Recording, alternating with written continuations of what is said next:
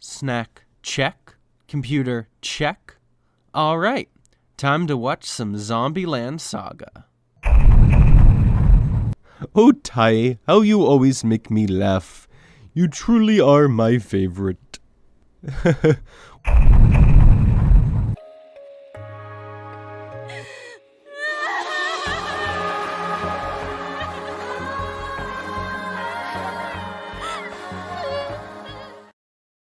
Tragedy and comedy, two of the oldest genres in media. The core idea of each of these genres explains why they are so old, as together, comedy and tragedy almost covers the entire spectrum of tone and themes within media. Comedy and tragedy contrast each other, with comedy providing a humorous tone. It's meant to leave audiences laughing, as it fills them with merriment and happy tones. Tragedy, on the other hand, takes a dark tone and fills its audience with this overbearing sense of dread. Yet, through tragedy, it can challenge its audience and provide them with questions they would not have thought of before. The terrible situations portrayed in tragedy invoke a sense of catharsis within the viewer, which means that it helps humans deal with emotions they would otherwise find difficult. The difference between tragedy and comedy is the difference between night and day. However, much like every night and every day, there is always a dusk and a dawn.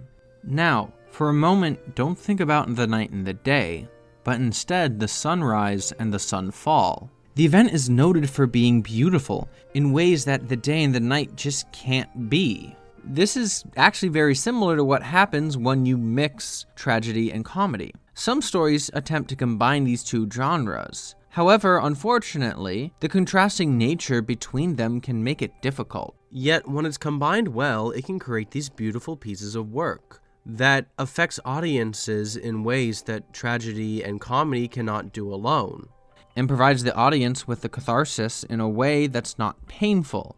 Many stories attempt to do this, but ultimately fail, for one reason or another. However, when done properly, it can leave a lasting impression on its audience. Danganronpa, Gurren Lagann, and Tokyo Godfathers. They all have their own way of fusing tragedy and comedy together to leave permanent impressions and changes on our human psyche. This is where Zombie Land Saga comes in. A show that by no right needed to be special or needed to challenge itself in any way, yet found a way to combine tragedy and comedy together to leave this lasting impression onto its viewers. Zombie Land Saga embraces both the tragedy and comedy in its plot and in its hook to implant the viewers with a sense of catharsis, yet without leaving its audiences crushed by the atmosphere of the show. This is how Zombie Land Saga mixes tragedy and comedy. So, what exactly are tragedies and what exactly are comedies? Considering how widespread both of these are, and the fact that they're taught in elementary schools around the United States, unless you're dementia-ridden and forgot all about it, or you're a very bad boy and shouldn't get on the internet until your parents get home, chances are you've heard of it. However, this doesn't mean that there can't be misconceptions. So I feel that it's important for us to discuss what exactly comedy is and what exactly tragedy is. Comedies are a genre of fiction consisting of discourses or works intended to be humorous or amusing by inducing laughter out of the audience. So a comedy is mostly defined by its intentions. Notice the concept is quite broad, meaning it can apply to multiple different types of works. Comedies can come in multiple forms and media, and they are all comedies as long as the intention is to laugh. Comedies, however, don't only have to make the audience laugh. There is no rule against having serious storylines within a comedy, or having an occasional tragic scene, or having a moral lesson or deeper theme to the work. On the other hand, these elements are not required in a comedy, and a comedy can just be a fun story of gags that have no greater meaning. Tragedy, on the other hand, is a form of drama based on human suffering, and mainly the terrible or sorrowful events that befall a main character. A tragedy, by contrast to comedy, isn't focused at all on intention. While tragedies are made to induce a sense of catharsis, it is not necessary for the work. Instead, a tragedy is mostly determined by its theme and plot. Human suffering is at the front of the theme, as these works are filled with flawed characters that make mistakes and cause others pain, knowingly or unknowingly. A tragedy does not need to be a torture fiesta. It can have uplifting moments and pain that actually mean something, and instead develop the characters. The plot also has events that fall upon the main characters that cause pain, like the death of a family member. What's interesting with both of these genres is they have extremely different tones, yet within both of these definitions, you realize they target completely different aspects of a story. Comedy focuses on intentionality, while tragedy focuses on plot and theme. As such, there is room to combine these two without destroying the other. However, the stark contrast of tone makes this very difficult, yet it's attempted enough to have its own genre. Tragic comedy. Yes, that's the name. I didn't make it up. I don't make the rules. I just follow them. Good soldiers follow orders.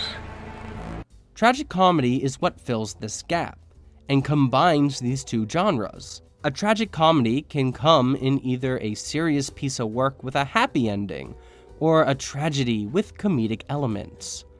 In order to make sure the work isn't just a comedy with tragic moments or a tragedy with some jokes, tragic comedy has rules that help determine if the work is a tragic comedy. The work has a serious storyline that's told in a humorous, sardonic, or snide way. The show is intentional and wants to invoke both catharsis and laughter out of the audience. It features these tragically flawed characters. However, unlike tragedy, their flaws do not result in death. Characters also have these broad and larger-than-life personalities. So, the question still remains, how did Zombie Land Saga accomplish being a tragic comedy? Well, let's start at the beginning, its conception, which is like how most anime started, with a bad game of darts. You see, when anime studios are coming up with their next big hit, they throw 2 darts at a board filled with nouns, in order to figure out exactly what it'll be about. What do we got this time? A sports anime, but the characters are horses. An isekai anime, but they run a restaurant. A high school anime, but they are animals. Zombie Land Saga started in a very similar way, but instead of throwing it themselves, they got the intern to do it, who hadn't slept for 24 hours, and was spun around in a circle 20 times. And was Shoko. No wait, she's deaf, not blind. This caused the one dart to hit the mark, somehow, and the other one to completely fly out the window and hit the horror department's equally impressive noun dartboard. An idol anime, but the characters are zombies. All terribly timed and tone-breaking jokes aside, it's obvious that this concept was meant to attract attention through its absurdity. Yet if you asked most people what this anime was, they wouldn't know. This is because your average anime fan, in fact, didn't watch it or hear about it, but your cultured weeb did. The concept behind Zombie Land Saga hooks in experienced anime watchers, especially those who are fans of the slice-of-life genre or idol-themed animes. Most of them wanted to see if the anime would deliver on its absurd premise, and to many fans' surprise it did. And while the anime wasn't perfect, the impressive part was its commitment to its hook. Through this commitment is how it accomplished being a tragic comedy. So the show started out by introducing its 7 female characters, all of which are zombies. These characters have been tasked by a mysterious best girl, Kotaro, to save Saga by forming an idol group. It just so happens that the group is fit for this task, since they consist of former idols, actors, feudal hostesses, and badasses. Already with the setup of this basic plot, you can see how it uses tragic elements in its story. The plot could be easily summarized as 7 girls are brought back to life to be given a second chance at their dreams. While this isn't out of place in an anime poorly explained YouTube video, it's not wrong. In order for the plot to occur, young women had to die. And this show doesn't let you forget that. In fact, it embraces it in several elements. One of the main one being its episode plots. Out of the 7 main girls, all of them have died, and up to 5 of them have had episodes devoted to their deaths and how it affects them, whether it be the pain that it caused to those left behind, the inability to accept their current situation and the unfairness of what was taken from them, or the trauma their death has caused them, leading to severe mental scars and phobias that will last lifetimes.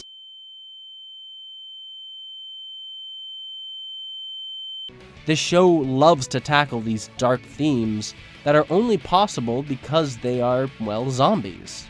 These stories are very serious, however, yet when telling them, they're told in humorous ways, by constantly intertwining jokes into the story.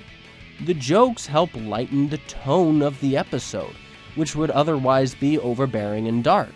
Let's not forget about the comedy aspect, however. Zombie Land Saga does comedy in multiple different ways. The show is very tongue-in-cheek and loves to subvert expectations or introduce meta-humor. Tai is also a great example of this meta-humor. Not only is her name based on Yamada Taro, which is basically the Japanese equivalent of John Doe, but this groaning zombie is voiced by Konoto Mitsuichi. If you haven't heard of her, perhaps you've heard of her legendary character.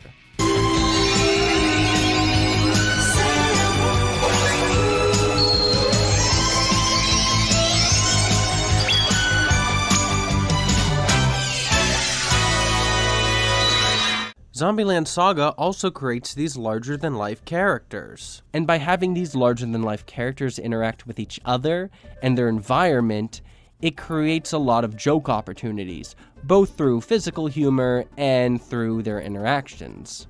It's the mix between these two core concepts that really sells the series. The catharsis that the viewer gains from watching the characters go through these painful situations is overall countered by the lighter tones of the show and its constant joking. The show maintains this lighter tone through its extravagant animation and expressive artwork. I do not like this painting, Charlie. Smug aura mocks me. These elements don't cancel out the catharsis, but instead helps the viewers embrace them in the moment. The characters in Zombie Land Saga are also perfect examples of this idea of mixing tragedy and comedy. First, look at the character designs. The characters combine dark and light tones, with the outfits incorporating blues, grays, and blacks, with contrasting whites, reds, and yellows. This causes the characters to not only stand out, but make them more memorable as well. Each character also has a unique hair color, which gives them a color correspondence. When they are the human characters, their designs are very light and light-hearted. Upon inspection, however, of their zombie forms, you can see the tragedy elements. Each character has physical wounds on their bodies, corresponding to how they died. A stark reminder that the show will never let you forget that these are in fact dead characters. Each character's personality also helps enforce this mix of tragedy and comedy. Each character in Zombie Land Saga can be easily described in a sentence. Sakura is kind and motherly, but her clumsiness and over-worrying nature impedes her. Saki is cool and a natural-born leader, yet is basically a walking Gurren Lagann character, so she can get a little over-emotional. Ai is diligent and hard-working, but remains stubborn and distant from the other girls. Junko is shy and nervous, as such she gets easily overwhelmed. Lily is enthusiastic and a natural star, but is rambunctious and naive.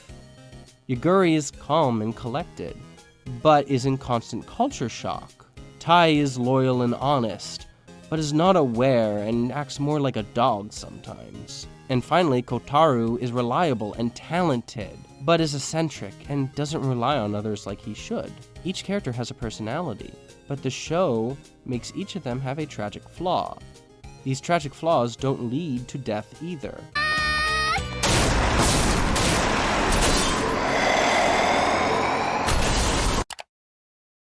Does that count?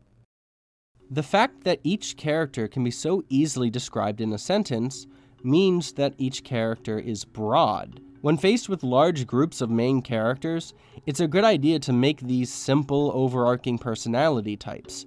It has advantages and serves as a base for character development into narrower and narrower characters. On top of that, it helps the audience understand why certain characters react the way they do, even when they haven't had time to watch the character grow yet. Each character has ways that they're comical as well, with the exception of Ai, who acts as a straight man with most of the jokes. Zombie Land Saga meets the definition of a tragic comedy.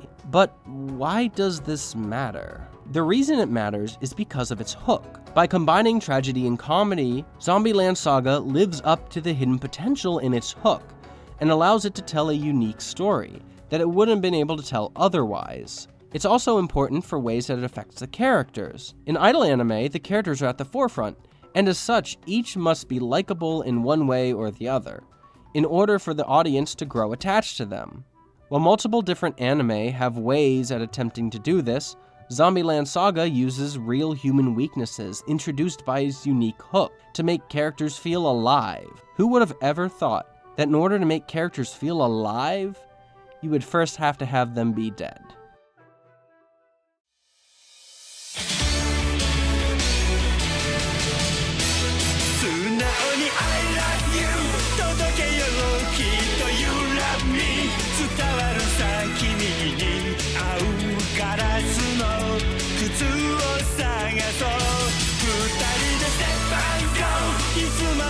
I